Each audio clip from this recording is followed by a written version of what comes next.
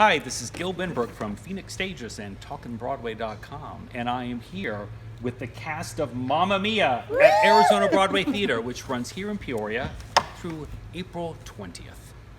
So Caitlin, That's me. Jessica, Shay, Donna and the Dynamos here Yes. live and in person. So it's hard to believe, but next week actually marks the 20th anniversary of this show opening in London. 20 years. So in 20 years, it's had, not only is it still running in London, has had a huge run on Broadway, multiple national tours, made into a movie, a sequel made to the movie. So basically, millions and millions of people have seen the show. But for the one or two people who've been living under a rock for the past 20 years and who have never heard of Mamma Mia. I honestly have never seen the musical or the movie. I am that person. But you knew what it was like. You knew what the story was, hopefully. I did. Yes. And I hope I do now. But I can tell you what it's about though. Would Caitlin, you like what is the story? What is it What a about? segue. What is this about? Well, it is a story set to the music of ABBA. So, whether you're an ABBA fan or not, you will be after the show. That's good news. But it's this sweet story about a mother, played by myself, a free-spirited single mother, her daughter named Sophie, who's just about to get married, who At finds 20. at 20, yes. She finds my diary and realizes there are 3 potential fathers and decides to invite them all to the wedding without telling me. Will we figure out who her father is? I don't know, will we? You'll have to come see. Will we remember all of our dance moves? You'll have to come see. So Jessica, why do you think this show has become such a global phenomenon?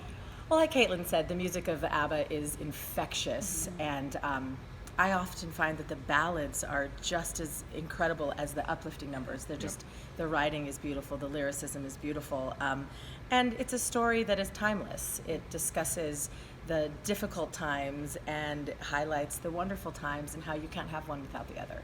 And in the end, there is a resolution, but it's not like a happy, everything's great. It's a realistic, humanistic approach to what it is to be adults in a time where not everything is simple. And I think everybody can relate to that in one way or another, and that's why it's moving to people. Yeah, I mean, Shay, is there anything else about the story that you think why people are connected to it so much? Well, really, I think the reason it is such a phenomenon and everybody has a connection to it, it really hits pieces for everybody, whether it's watching your daughter grow up and go off and get married, or having 3 best friends that you can count on for anything, or maybe you have a little bit of heartbreak, and people find it just, I think, comforting to know that the story is kind of capturing all of that and gives them just something to kind of come to when they see the show. I mean, and your character Donna, who's the lead in the show, what do you admire most about her? Well, there's so many things, but one thing I admire most about her that's very different from me is that she really doesn't apologize for the way she feels, ever. And she is strong and independent, but she also, like, when she's feeling sad, she's gonna feel all the way sad. When she's feeling happy, she's gonna feel all the way happy. She lets herself just feel it all, and that way she can move on to the next thing. Whereas I'm more of one of those people that sort of has to take a breath first and decide if I should feel a certain way. And Donna just is unapologetically herself. And I think that's why all the men love her. She's adventurous and passionate, but it also gets her into a lot of trouble, which you'll see in the show. So, Well, and she never told her daughter who the father might be. Come on. Right? yeah, but she didn't know. Oh. I think that's an interesting thing, though. Think about it. 3 possible dads. For some reason, that really stuck with her. She did it all by herself. She did a lot. She Single really. mom. She didn't even really tell. She didn't tell her best friends. There was something about that she was not proud of. Yeah. But they claim to be these wildly independent women, and look, Donna loses it when she sees the man she loves. I mean, that's a real weakness to her. Yeah. But in the end, maybe she comes out good on the end. You'll have to come see. I don't want to give too much away because it's so fun what happens in the end. So Jessica and Shay, your characters are really the comical sidekicks. That's right. But like Donna, you also, you find romance a little bit. You kind of have your doubts, your weak moments. How would you describe your characters in just a few words? Well, I think really just the strong, independent friends that she needs to get through this this part of Donna's story.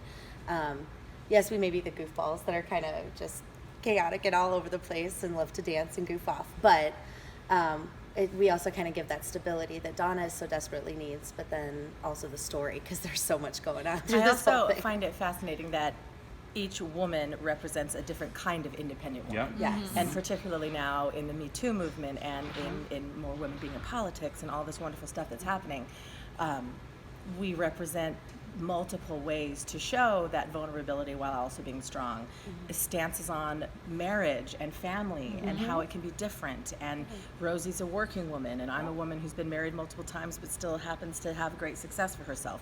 She raised a baby by herself and owns a hotel in Greece. Like all of these different ways to thrive with imperfections, Yes. but live full out and embrace those mistakes and still continue to be positive about our choices. And believe in ourselves. I think it's three Yeah. women that, at the heart of it all, no matter what happens, they really believe in themselves. Yes. And they have each other to help with that. Caitlin, you were Dorothy Brock in the National Tour of 42nd Street that played here in Phoenix out at Gamage a couple years ago. Jessica, you were Aldonza in Man La Mancha just here last season. And Shay, you sang Feed the Birds and Mama and Mary Poppins just last summer. Could you imagine Rosie singing Oh Feed the man, Birds? that would be something. So I don't think the three That would be characters you're playing in Mamma Mia could be any different from No. these other people that you play. Completely different. But Jessica, is it easier or harder to play a contemporary person versus these women who are from 100, 200 years ago? I mean, I feel like as an actress, I bring the same approach to every role, regardless to the time in which the musical is written or the time period of the piece. I find different kinds of artistic fulfillment in the different roles. Aldonza was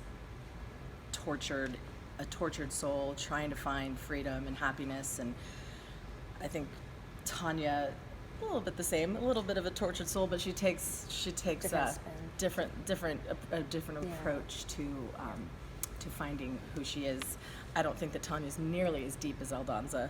I'm not given the opportunity in the script to really make a great journey with Tanya. Tanya's a little bit of fluff. Yeah. But But what she mentioned too is like, I think what's really fun is each human has something really specific to bring to a character. So yes, Dorothy Brock and Donna are pretty different stylistically. But they're very strong women. But they are very strong women, and at the heart of it, all I can do is bring what I know about the world to it. So I feel pretty much with every character, I have something that I am very special to bring to each character, but also I have something to learn from each one. Totally. So it's really fun in that Yeah. way. I And- think that yeah. you're going to see Caitlin's version of Dorothy Brock and Caitlin's version of Donna, and I just read this quote, or actually one of the patrons gave us these sweet little cards at, through when they meet and greet us, and it said like basically there's only one you, uniquely you, and I love that idea. So each of these characters can be Yeah, unique little special moments. Yep. Yeah, I know, like for me personally, if I go back and I see like a clip or, A a photo snippet or of something, I'm always like, finding myself in every character I play, no matter how drastic the difference is between each role. Did you guys have any trepidation in taking on these characters that have been immortalized on screen by these three famous I haven't women? seen it, so You haven't? You know what? Based on what I just said, like the bouncing off what I just said, no, because I love Meryl Streep is like one of my favorites, and I love watching her interviews. But I think just like what we said, all she would want was for me to do the show like me. Right. I cannot be Meryl Streep's version of Donna. Yeah. And I think, I don't know, I'm just really proud of that. I think when you really start owning who you are, you realize, oh my God, I can't wait to see yours. I can't wait for you to see mine.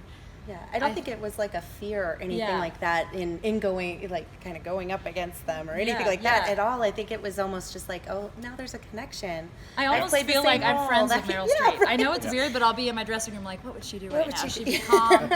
She would be really nice to everybody. You're channeling Meryl Streep. I am. I feel I am. Hey, Meryl. Yeah. So let's talk about the score. It's basically ABBA's greatest hits.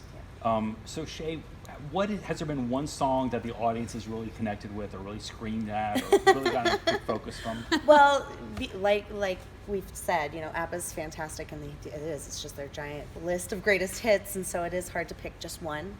But I don't know. I would have to say, Dancing Queen is right Yeah. up there, and I don't know if it's their music or Rosie's moves, but Or the spandex later in the- or the spandex. But I think it's definitely But- Rosie's dance moves. oh, for Yes. sure. You wanna show us For one? sure. Oh gosh, yeah, that's my hit. That's my hit right there. I'm a huge fan of the ballads. My sister and I used to listen to ABBA's greatest The Winner hits in the Takes It car, All. Yes. and I wasn't familiar with a lot of these songs because they weren't on the greatest hits album that we just listened to all the time. And so slipping through my fingers. Yeah.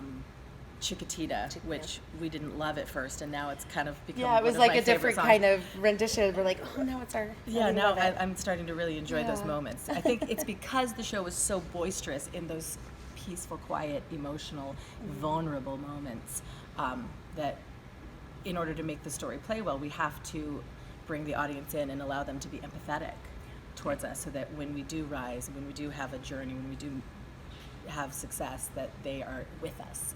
And the way that the ballads are placed in the piece, I think they're really special moments, and you sing the crap out of them. Well, thank you. That's really nice. I love doing them.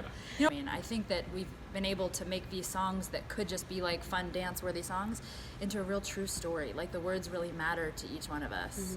So I think that you can leave here being like, oh, I never heard that lyric before. Yeah. Wow. Right. Yes. So, Caitlin, what do you want audiences to take away from seeing Mamma Mia here at ABT? Well, first of all, I don't know. I mean, I just love doing it so much, and I hope that I hope they feel how much we love it, and I hope for a moment they can just turn off their phones and just go on this journey with us. At the heart of it, it's about love, friendship, laughter, and it will leave you dancing in the aisles. Yeah. So just come here without expectations. If you've seen the movie or if you haven't, just come see what we have to do and what we have to offer. And I love this idea of what we mentioned before, that whether it's the best day of your life or the worst day of your life, this too shall pass. Yes. And I think that This our is the, show will yeah, this is the perfect exemplify show that. for that. Well, thanks, ladies. Mamma Mia here at Arizona Broadway Theatre through April 20th. Come see us! Why are you in my brain? We're like the same person.